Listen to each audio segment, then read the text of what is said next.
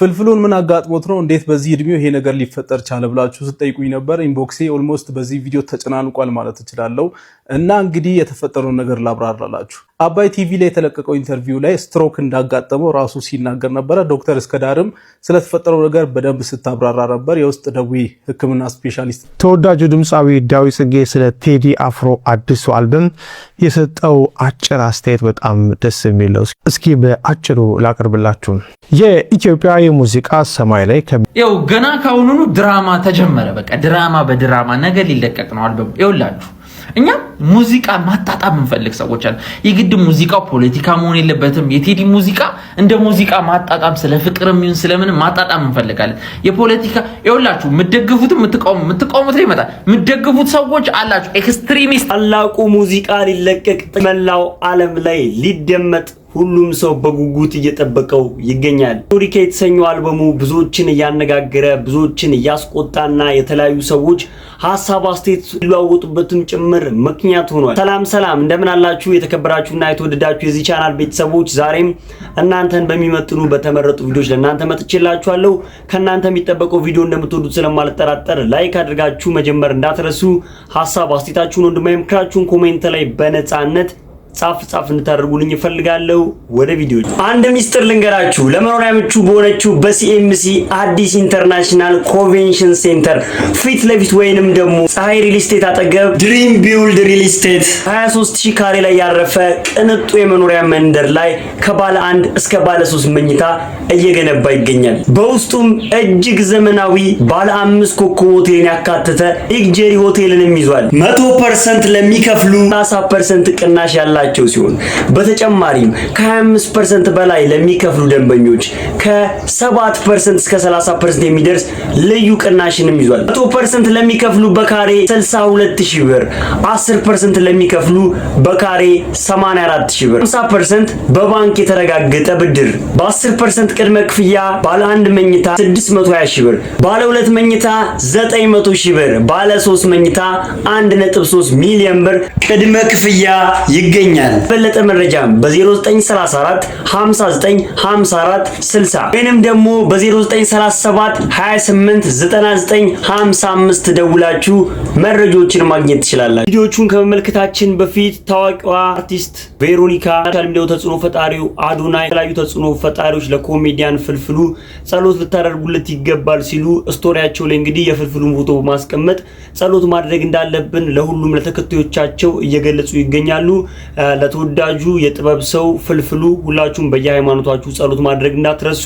ቪዲዮቹን በስፋት እንመለከታለን። ወደ ቪዲዮ መጀመሪያው እንግዲህ የታላቁ የጥበብ ሰው የቴዲ አፍሮ ዘፈን ሊለቀቅ ጥቂት ደቂቃዎች እንደቀሩት ይታወቃል። እሱን አስመልክቶም የተለያዩ ነገሮች እየተባሉ ይገኛሉ። ይሄን ቪዲዮ እንመልከትና ወደ ዕለቱ ቪዲዮዎች እናልፋለን። ያው ገና ካሁኑ ድራማ ተጀመረ። በቃ ድራማ በድራማ ነገር ሊለቀቅ ነው አልበም። ይኸውላችሁ እኛ ሙዚቃ ማጣጣም እንፈልግ ሰዎች አለ። የግድ ሙዚቃው ፖለቲካ መሆን የለበትም። የቴዲ ሙዚቃ እንደ ሙዚቃ ማጣጣም ስለ ፍቅርም ይሁን ስለምን ማጣጣም እንፈልጋለን። የፖለቲካ ይኸውላችሁ የምትቃወሙት ላይ ይመጣል። የምትደግፉት ሰዎች አላችሁ ኤክስትሪሚስት ደጋፊዎች እና እናንተ አላችሁ የሆኑ አውቃችኋለሁ። የሆነ የፈለጋችሁት ነገር አለ ከቴዲ ማለት ነው ከዚህ አልበም። ያችን የምትፈልጓትን አጀንዳችሁን የእናንተን ሮሮ ካላወጣ እንደምትሰድቡት ወይ እንደምትናገሩት ወይ እንደምታንቋሽሹት እናውቃለን። ቴዲ የሚያደርገው የሚያክሰው ነው። ከዚህ አልበም ሁላችንም ማወቅ ያለብን ነገር የፈለገውን ነገር በዚህ አልበሙ ላይ 18ቱ ስለ ሴት ዘፍኖ መውረድ ይችላል። በቃ መብቱ ነው። 18ቱም የሆነ ነገር መሆን ይችላል። ገና ለገና ይሄ ልጅ ሳያወጣ ይሄ ሰው ሳያወጣ እንትላት በሉት። በቃ እሱም ሰው ነው። ፕሬሸር እንትላት በሉበት። በቃ የራሱን አቋም የራሱ አስተሳሰብ የራሱ መንገድ ያለው ሰው ነው። በዚህ በኩል ያላችሁት አልበሙ ሰምታችሁ ሊሆን ይችላል ነገሩ ተሽቀዳድማችሁ፣ ግን ቴዲ ምንም ቢሆን ሲኒራችሁ ነው። በምንም ከናንተ የተሻለ ሰው ነው። ሙዚቃው ላይ ያላችሁ ሰዎች ነውና እንደዛ መጻፍ ገና ለገና ያስፈልግም። ቢያንስ ካወጣው በኋላ ኦፊሻሊ ይሄ ብላችሁ በቀጥታ መናገር ነው የሚሻለው እና እንትን አታርጉበት። እኔ ስለ ፍቅር ቢዘፍንና እንትን ቢሉላ ደስ ይለኛል። ከሰላም ከመፈለጌ ብዛት ቴዲ ሰላም እንዲሆን ከመፈለጌ ብዛት በቃ ስለ ፍቅር ስለ ሰላም ስለ ሀገር እውነት አንዳንዴ ማለት ነው። ለምን የሆኑ ሰዎች በቃ እንዲል የፈለጋችሁት ነገር አለ፣ የሆኑ ደግሞ እንዳይል የተፈለገ ነገር አለና በቃ እኛ ሚውዚክ ነው የምንፈልገው። ሙዚቃ ራሱን ሙዚቃን ቴዲን ነው የምንፈልገው። እኔ አሁን መጠብቀው ነገር አለ ከቴዲ። አሁን ለምሳሌ አንድ የቀረው አጼ አለ በጣም ወዶና አጼ፣ ስለዚህ ስለሱ አጼ እንዲዘፈን እፈልጋለሁ። ግን እሱን ዘፈን አልዘፈንክም ብዬ ስለ አጼ አነሳ አልዘፈንክም ብዬ አንተን ትልጠል ምናምን ልለው አልተዘጋጀውም። ለምን አይ አንደርስታንድ ምክንያትና ጊዜ እየጠበቀ እንደሆነ። ስለዚህ እባካችሁ እውነት እናደንቋለን እውነት እንወደዋለን ካላችሁ ቴዲ በቃ ፕሬሸር አታብዙበት። በዚህ ጉዳይ ዳዊት ጽጌም እንግዲህ በዚህ ጉዳይ ራሱን ሐሳብ ገልጾ ነበረ። ሰምተነው እንመለስ። ተወዳጁ ድምፃዊ ዳዊት ጽጌ ስለ ቴዲ አፍሮ አዲሱ አልበም የሰጠው አጭር አስተያየት በጣም ደስ የሚለው እስኪ በአጭሩ ላቀርብላችሁ። የኢትዮጵያ የሙዚቃ ሰማይ ላይ ከሚያበሩት ደማቅ ከዋክብት መካከል አንዱ የሆነው ቴዎድሮስ ካሳሁን ወይም ቴዲ አፍሮ በድጋሚ የጥበብ ማዕበሉን ሊያስነሳ የሰዓታት ዕድሜ ብቻ ቀርቷል። የህዝብን የልብ ትርታ የሚያዳምጠውና ስሜትን ሰርስረው የሚገቡ 5 አልበሞችን ለሙዚቃ አፍቃሪው ያበረከተው ይህ የጥበብ ሰው አሁን ደግሞ 6ኛ ገጸ በረከቱን ይዞ ብቅ ሊለው ይህንን የብዙሃንን የጉጉት ጥማት የሚያረካ አልበም እየጠበቀ ባለበት ሰዓት ደግሞ የዘመናችን ተወዳጅ ድምፃዊ ዳዊት ጽጌም የደስታ መልእክቱን አስተላልፏል። ዳዊት ደስታውን ለህዝብ ሲያካፍል እንዲሁ በባዶ አልነበረም። በውስጡ ለቴዲ አፍሮ ያለውን ጥልቅ አክብሮት፣ ፍቅርና ትዝታ እያጣቀሰ እንጂ በሙዚቃው ዓለም ቴዲ አፍሮ የራሱን ዜማዎች በማቀንቀን ብቻ አይታወቅም። ለበርካታ አንጋፋና ጀማሪ አርቲስቶች ድንቅ የሆኑ ግጥምና ዜማዎችን በልግስና በመስጠትም ስሙ ይነሳል። ዳዊት ጽጌም የዚህ ቅንነትና በጎለት ተጠቃሚ መሆኑን ወደኋላ መለስ ብሎ በኩራት ተናግሯል። ቴዲ ለጥበብ ሰው ካለው ጥልቅ ፍቅርና ለሥራ ባልደረቦቹ ካለው በጎነት የተነሳ የኔ ዜማ በተሰኘው አልበሜ ውስጥ የተካተቱትን ቻል ዘንድሮና ባዮ ባዮ የተሰኙ ተወዳጅ ሙዚቃዎችን አበርክቶልኛል በማለት የተደረገለትን የጥበብ ውለታ ምንጊዜም ከፍ ካለ አክብሮትና ምስጋና ጋር በልብ ውስጥ መኖሩን አሳይቷል። ከዚህ ልብ የሚነካ የጥበብ አጋርነት ትውስታ በኋላ ዳዊት ያንን በሚሊዮኖች የሚጠበቀውን ዜና አጋርቶም ሁላችንም በጉጉት ስንጠብቀው የነበረው የቴዲ አፍሮ 6ኛ አልበም ኢትዮሪካ ነገ በ8/8/2018 በመላው ዓለም ለሚገኙ አድናቂዎቹ በተለያዩ የማህበራዊ ሚዲያ ፕላትፎርሞች ይለቃል በማለት የተሰማውን ታላቅ ደስታ ገልጿል። ዳዊት መልእክቱን ለታላቁ የጥበብ ሰው ቴዎድሮስ ካሳሁን ስኬትና መልካም ዕድልን በመመኘት መልእክቱን ቋጨ። ነገ የሙዚቃ አፍቃሪው ኢትዮሪካን ለማድመጥ ጆሮን ጥሎ ይጠብቃል። የጥበብ ድንኳኑም በአዲስ ዜማ ሊደምቅ ነው። አሁንም መነጋገሪያነቱ የቀጠለው የቴዲ አፍሮ ዘፈን ላይ ሳሚዳንም እንዲህ ሲል ስለ ቴዲ አፍሮ ስለ አዲሱ አልበም ቀድሞ የሰማውን 3ቱን ትራክ እንደዚህ ሲል ሲገልጻቸው ተሰምቷል። እንዴት ናችሁ? such a beautiful day። ዛሬ ደግሞ የምንነጋገረው ስለ ቴዲያችን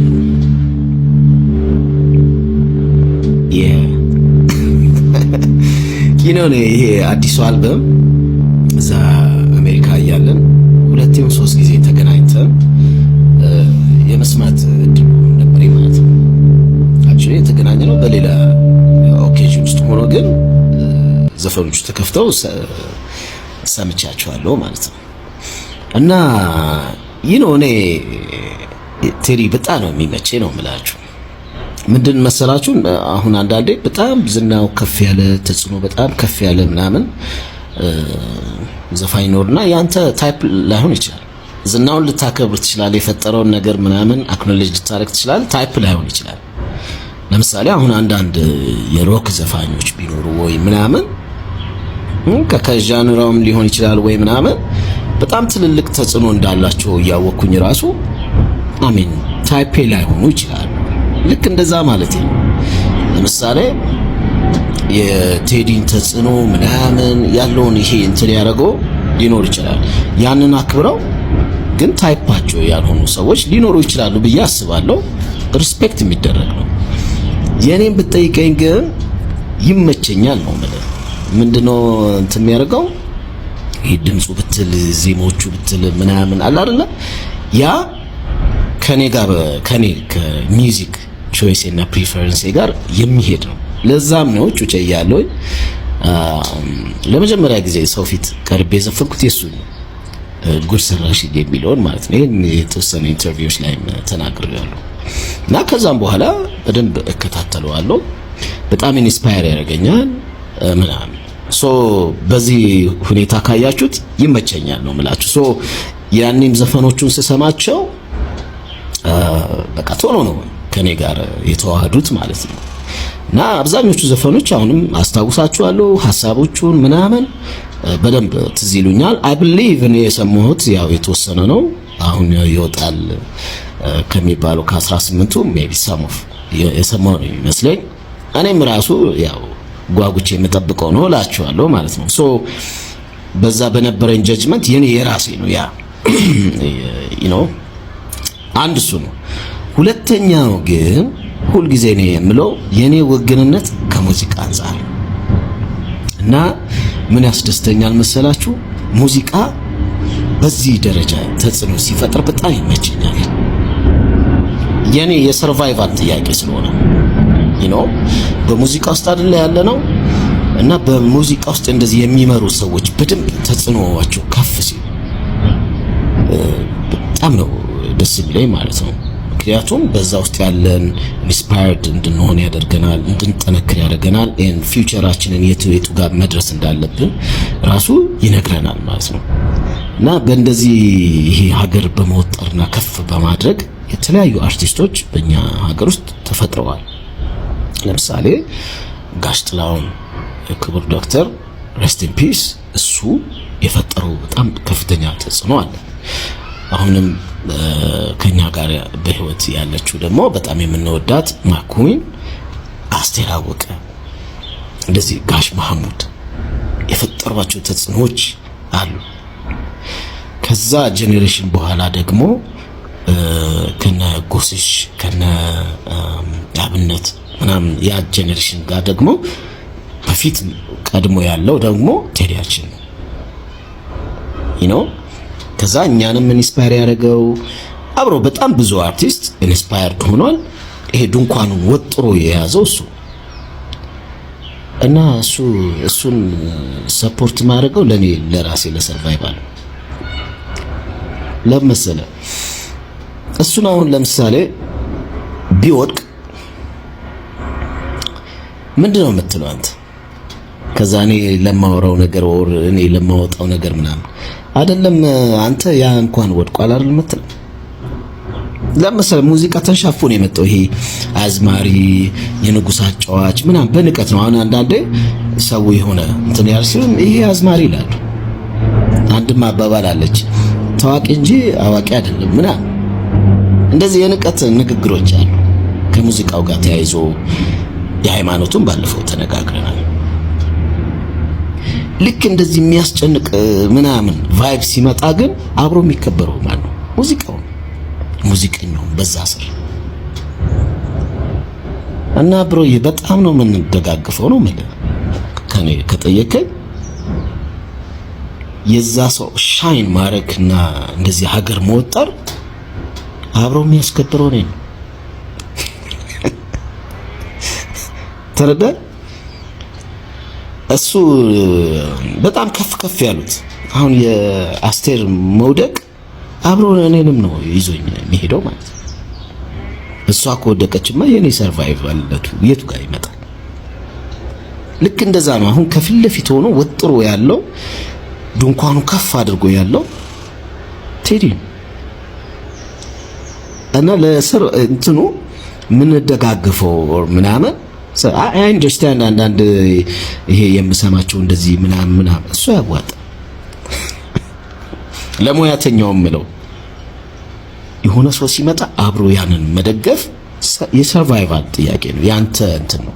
ያለበለዚያ ያ ሰው ከወደቀ አብሮ ያንተም ብሮ የዛ ሰው ሲወድቅ ያንተ አብሮ ከፍ ይላል ማለት አይደለም። ኖ እንደዛ አይደለም የሚሰራው። አንዱ አንዱን እየሳበው ነው የሚመጣው።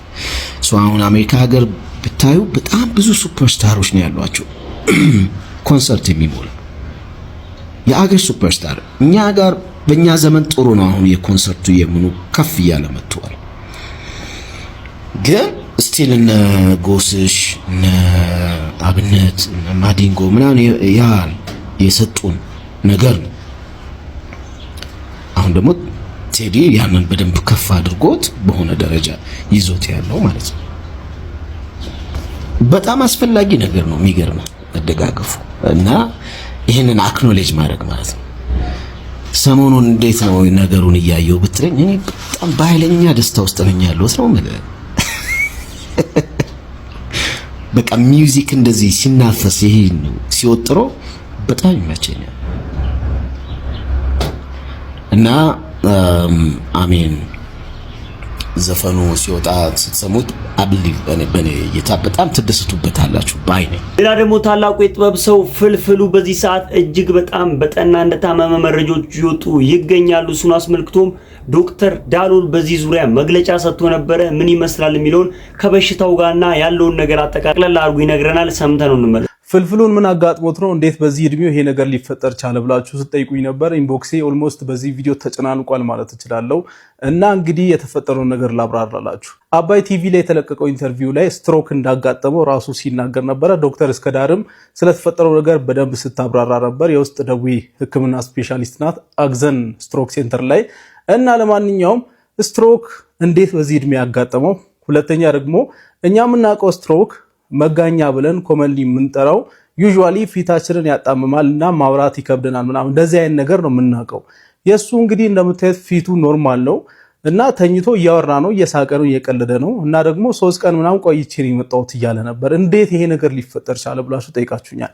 በመጀመሪያ ደረጃ ይሄን ነገር ዲያግኖዝ ያደረገው ዶክተር በጣም ለሱ አድናቆቴን መግለጽ ፈልጋለሁ። ፍልፍሉ ላይ የተፈጠረው ነገር በጣም ብዙ ጊዜ ኢመርጀንሲ ላይ በጣም ትሪክ ከሚያደርጉ ነገሮች ውስጥ አንዱ ነው። ማለትም ስትሮክ ዩዥዋሊ የቀኝ ወይም የግራ ብሬናችን ላይ ነው የሚያጋጥመን እና ይሄ ነገር በሚፈጠርበት ጊዜ ዩዥዋሊ በአንድ በኩል እንሰንፋለን። ማለት ለምሳሌ በግራ በኩል አእምሮአችን ላይ ስትሮክ ከተፈጠረ የተለያዩ የስትሮክ አይነቶች አሉ፣ እሱን አስረዳችኋለሁና ኤኒዌይ ከተፈጠረ ይሄኛው የግራ አንጎላችን በቀኝ በኩል ያለውን አካላችንን ነው የሚቆጣጠረውና የቀኝ በኩል እጃችን እግራችን ይወድቃል፣ ፊታችንም ወደ አንድ ሳይድ ይሆንና ማውራት እስከሚከብደን ድረስ መንቀሳቀስ እስከሚከብደን ድረስ ነው የሚፈጠረው።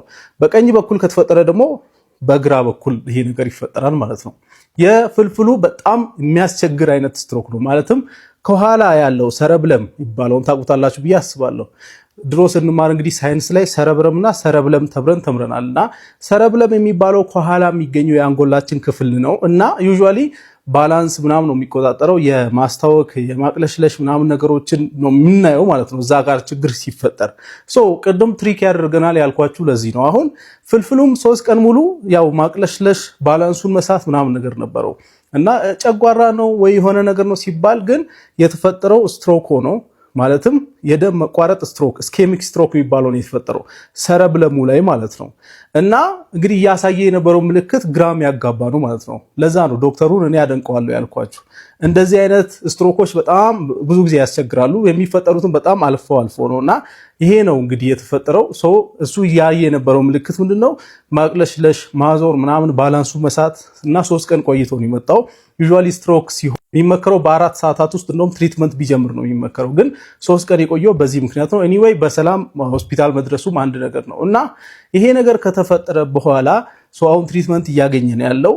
ወጣቶች የሆናችሁ ሰዎች ከእድሜው አንጻር ሳስረዳችሁ እንግዲህ ዶክተር እስከዳር እዛ ቪዲዮ ላይ ስታብራራ ነበረ 26% ወጣቶች ናቸው፣ ማለትም ከ50 ዓመት በታች የሆኑ ሰዎች ናቸው። ይሄ በጣም ሂውጅ ነምበር ነው። ስትሮክ እንግዲህ የ70-80 ዓመት ሰዎች ነገር ነው የሚመስለን፣ ግን 26% ወጣቶች ናቸው ብላ ስትናገር ነበረ። ከዛ በተጨማሪ ደግሞ መጠንቀቅ ያለብን አሁን ላይ ግፊትና ስኳር በጣም ያንግ በሆኑ ሰዎች እየተከሰተ ነው። ጊዜው እንደ ድሮ አይደለም። የትልልቅ ሰዎች በሽታኛ ላይ እየመጣ ስለሆነ በጣም ሲሪየስሊ ሰውነታችንን ኪሎአችንን መቀነስ አለብን፣ እንቅስቃሴ ማድረግ አለብን። ይሄ በጣም ሲሪየስ ነው። ምክንያቱም ስትሮክ ከሚፈጠርባቸው ምክንያቶች ዋነኞቹ ግፊትና ስኳር ናቸው። ስለዚህ ስትሮክ ማለት ደግሞ የደቂቃዎች ጉዳይ ነው። ህይወታችንን በአንዴ ልናጣ እንችላለን። ምክንያቱም ያ ስትሮክ የተፈጠረበት የአንጎላችን ክፍል በጣም ኢምፖርታንት የሆነ ቦታ ከሆነ በአንዴ ጸጥ ሊያደርገንም ይችላል። ከዛ በተጨማሪ ደግሞ እድሜ ልክ ፓራላይዝድ ሊያደርገንም ይችላል። ስትሮክ በጣም ሲሪየስ የሆነ ጉዳይ ነውና በደንብ ሰውነታችንን መንከባከብ አለብን ብዬ አስባለሁ። ቼክአፕ መደረግ አለብን ብዬ ነው ማስበው። ሌላው ደግሞ ቅድም እንዳልኳችሁ ስትሮክ 2 አይነት ስትሮክ አለ ብያችኋለሁ። አንደኛው ስኬሚክ ስትሮክ ይባላል። ስኬሚክ ስትሮክ አሁን ፍልፍሉ ላይ እንደተፈጠረው አይነት ይሄ ደም መቋረጥ ማለት ነው። ለምሳሌ የሆነ የጓጎለ ነገር ሄዶ ያንን ደም ስራችንን ሲዘጋ ደም ሲቋረጥ የሚፈጠረው ስትሮክ ማለት ነው። ሄሞራጂክ ስትሮክ የሚባለው ደግሞ ደም ሲፈስ ከደም ስራችን ውጪ ደም ሲፈስ ማለት ነው። ስለዚህ በሁለት አይነት መንገድ ስትሮክ ሊፈጠር ይችላል።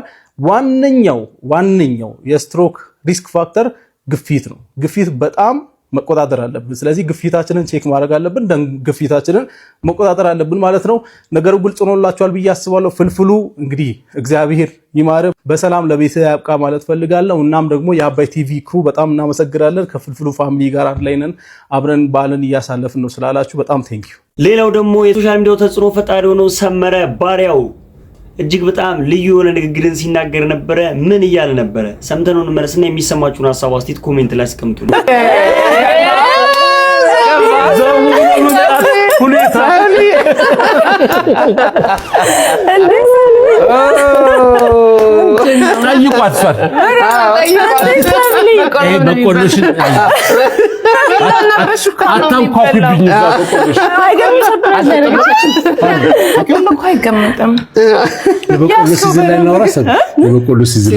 ሲዝኑ እየደረሰ ነው። አሁን ብርድ ነገር በክረምት በቆሎና ክረምት ነው አልገጠመኝ ነው እዚህም አልገጠም። እኛ ስፈርት መጫልሽ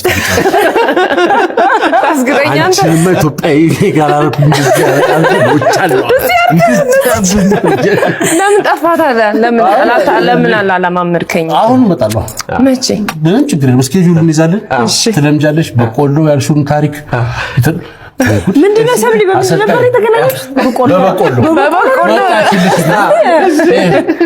በቃላ እና ይጋጠም ማሚ እንደዛ ደርሶ ሴትዮ ምን ማሚ ምናምን የሚሉት በዚህ እድሜዎት ስንት ህዝብ ማስተማር ሲችሉ ምንድነው በቃላ ምናምን በቃ ይጣላል። ቆረቆል ሌላ ምን ታምራለ?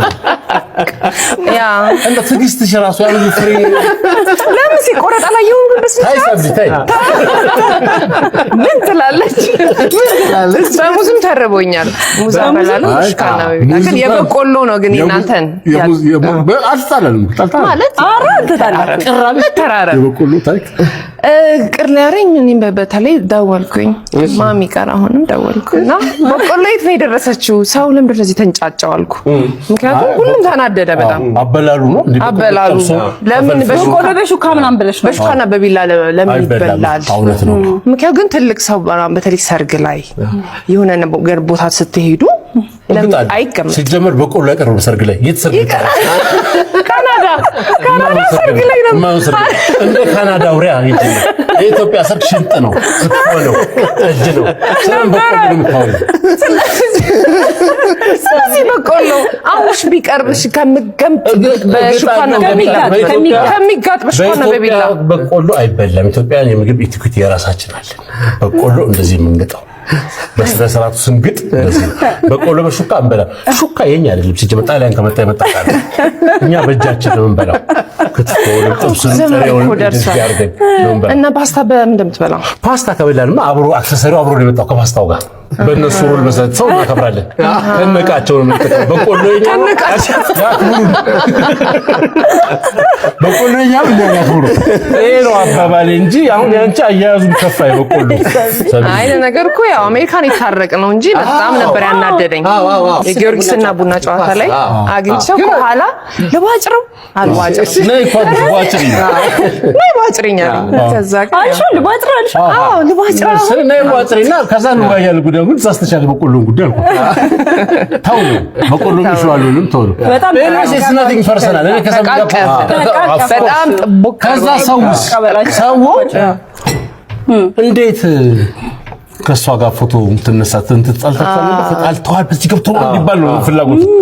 ምን አረጋችኝ? ዩኒቨርሳሊ ምን ያረጋችኝ ነገር የለም። ሽዝ ማስተር ምን አረጋችኝ እኮ ድርጊቱ የበቆሎ ቁርጥ የተባለው ግን ልክ አይደለም ድርጊቱ ነው ያልኩት። ሲጀመር ፕላትፎርሙ ላይ ነው ያን የተናገርኩት እንጂ አይ ዲድንት ምንም ሌላ ነገር ውስጥ የለውም እኮ ላ ሰው ፐርሰናል ያደርገዋል። በዚህ ፐርሰናል ያደርገዋል። በጣም ብትጣይ በቃ አንተ ቲፎዞ ያለው ነው ወቅት ታላ እንዴ አሁን ደግሞ አንዳንድ ነው ሲጣ ሰው መጣላቱን እንፈልገው ግን እናገኛለን አምሾ እና ሰብለ እንዲህ አሏት አለችው። ሰመረ ባሪያው ሰብለ 1 ሚሊዮን ሰው ያታል። ሰብለ መልስ ሰጣት። እንዴው መልስ ሰጥን እኮ የሆነት እኔ መልስ ስለሰጠው ማለት ጀመረን። እኔም ትንሽ ቤተሰብ ማለት የሆነ ነገር ቁርስ ያደረገኝ እኔም እኮ ተረዛቆል መልስኩ አንተ አልመለስክን እንዲመልስ ግን በጣም ፈልገው ነበር። ከዛ በጣም ብዙ ቪው ሲታይ ራሱ ደነገጥኩና ይገልሻል ይመጣልሻል ጠብቂ ምናምን ሲሉኝ እሱም ጸጥ አለ። ፈራ መሰል ፈራ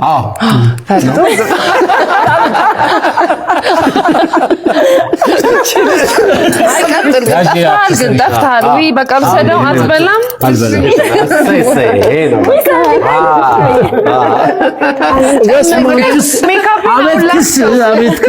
አሁን ልቀባ በደንብ ነው ሀገረከኝ ስታበት።